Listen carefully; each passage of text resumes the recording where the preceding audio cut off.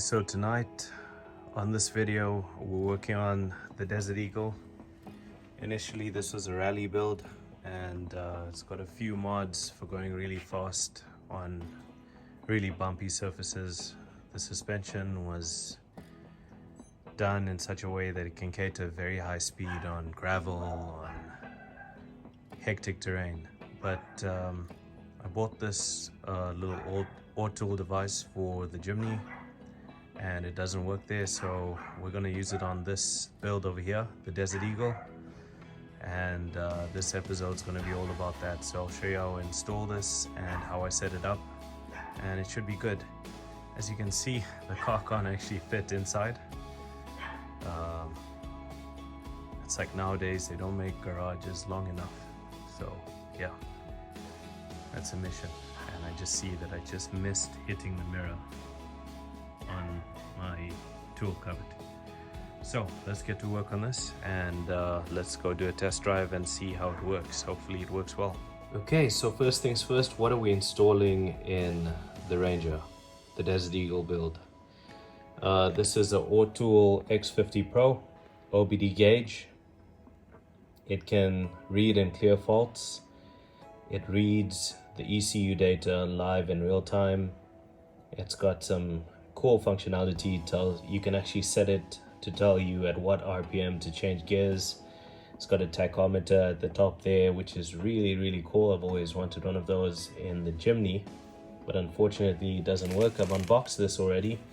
It just comes with the manual. It comes with this small piece of sticky tape, and it comes with a certificate of conformity. I can just show you that much clearer. There we go. And on the other side, Autool. I hope I'm pronouncing that right. It also comes with this wire. This is an OBD2 port. Works on every other vehicle except for the Gen 4 Jimnys for some reason. Might be something small. Maybe someone's figured out how to get it working on the Gen 4 Jimnys. If you have, then drop it in the comments below. I want to hear, I want to know how to do it so I can actually get one of these for my Jimny, perhaps a bigger one, because you know Optimus is 20% done and there's a lot more we want to do to it. But right now we're going to work on the Desert Eagle, which is basically, we had built this a while ago as sort of a cross-country rally type build, and it's got a Tough Dog suspension in it. You can see the Tough Dogs behind there. Those are foam cell. I'll stop the video quickly, put my light on, and then come back. Well, let me grab a light quickly.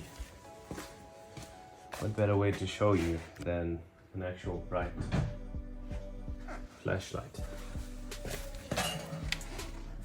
Okay, so there's the Tough Dogs in there. It's got a bit of rust. It's a bit old. This vehicle has done its time. Shocks have also done its time. The vehicle was much higher than this, but we lowered it. And that was because we're having some issues with I'll just close the front door here and show you the front. We're having some issues with the balance, especially when going really high speed. There we go. There's the shocks, and they're foam cell Tough Dog shocks. I don't know if they're adjustable, but yeah, we just put them in. Okay, they're not. I don't think they are. We just put them in, and yeah, we had a blast with this car, but maybe we can do a bit more. So let's see what we do on this episode. Okay, so we're in here, we're in the car, and at the bottom over here you'll see a small OBD sign. That means the OBD port is under here. So we have to take off this panel, which is half off, and there we go. There's the OBD port. Let's just put this down. That's the wire for the floodlights that are already on there. So that OBD connection is going to plug in over there. Let me just grab it, it's right behind me. And you can see that's the way it goes on. So let's try and plug this in. very nicely.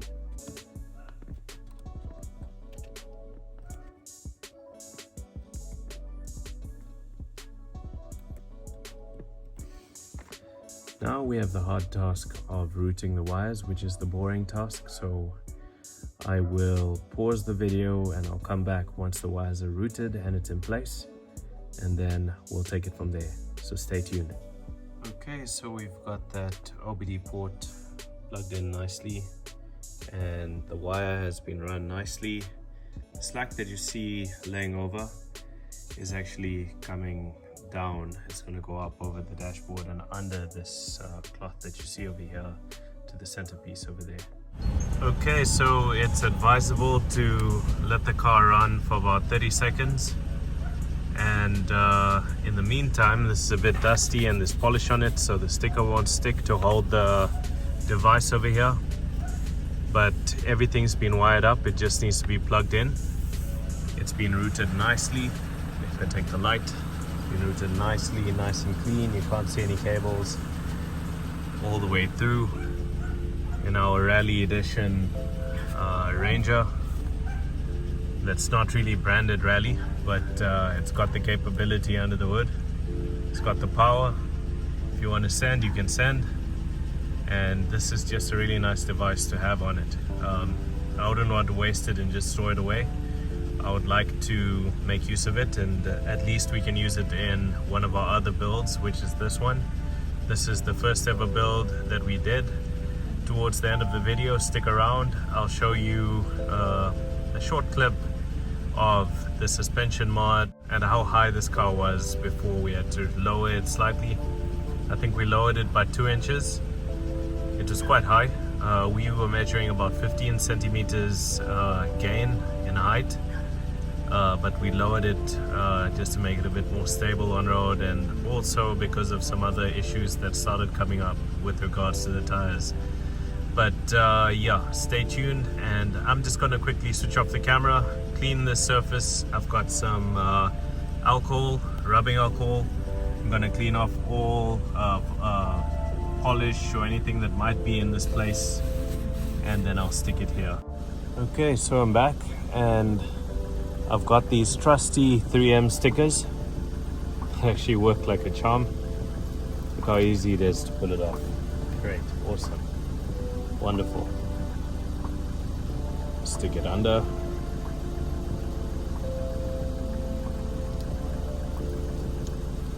You cut the tips off. Let me run and get a scissors quickly. I'll be back.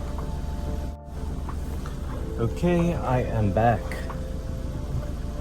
And the surface is nice and clean. I actually cut the 3M sticker down to size. Before we stick this down, let's plug this in and let's see that it's working. So, the moment of truth, guys, the moment of truth. FE Bills.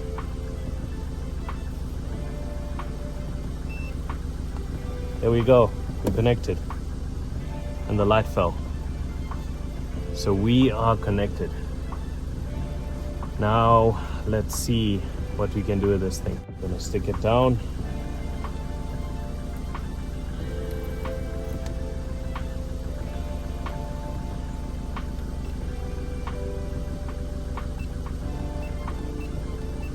I want it on its brightest setting. Okay, so that's about where we're gonna get. It's stuck down nicely. Now, let's quickly go into the settings.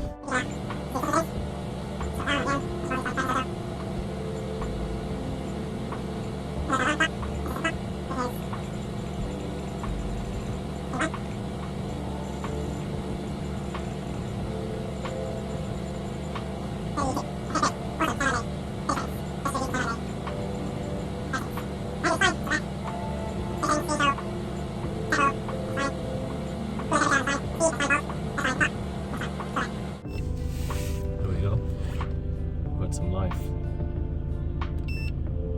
Scanning, and it's connected. Okay, so you might get that light go off sometimes, and now let's see if it works. It should tell me, it should beep when I should shift. And yeah, it should be good. Let's see.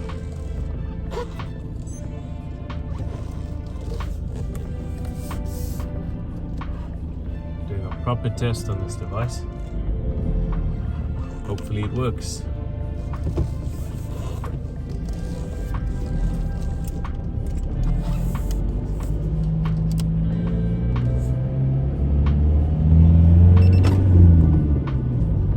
That means gear change.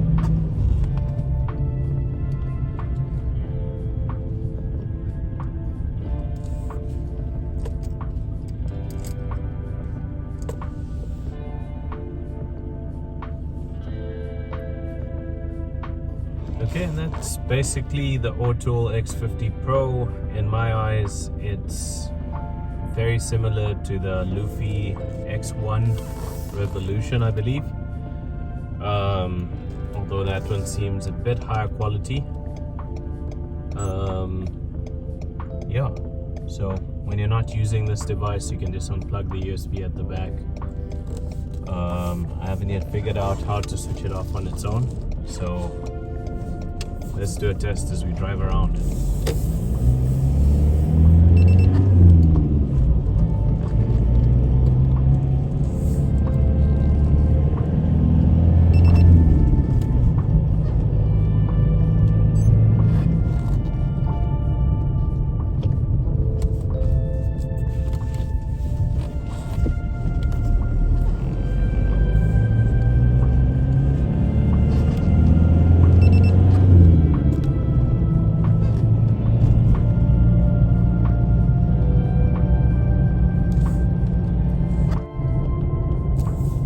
I can't even remember everything that we put in, but we did quite a bit on this build. Not as much as Optimus, but this was one of our first builds.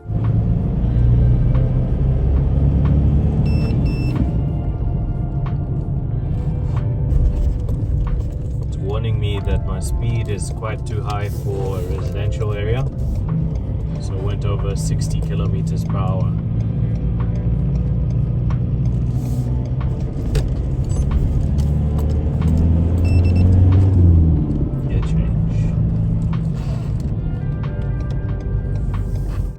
Okay, and that's a wrap for this video. That's the Autool X50 Pro. Stay tuned for the short clip I promised in the beginning. This is just a quick display of how this works.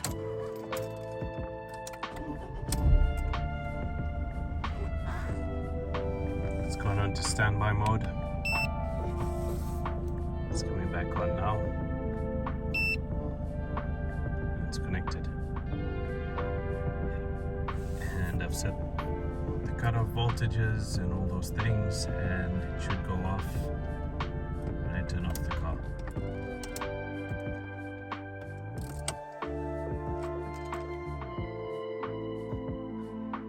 Okay, it displays the average speed I was going, max coolant, max oil temperature, and then it goes into standby mode, which is awesome. Lovely. Thanks for watching this video. If you like this kind of content, subscribe and share this with anyone else who likes this kind of content. Cheers.